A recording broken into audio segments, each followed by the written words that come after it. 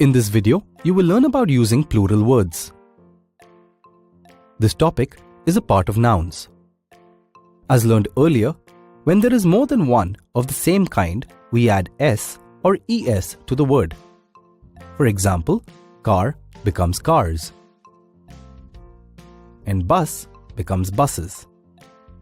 Let us look at a few more ways to create plurals for commonly used words. If a word ends with ch, sh, or ss, for example, church, flash, or princess, add es to the word. Church becomes churches. Flash becomes flashes.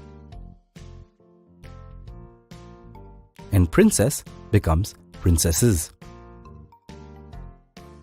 If a word ends with a consonant and y, like country or lady, drop the y and add ies to it if there is more than one of the same kind. For example, country becomes countries, and lady becomes ladies.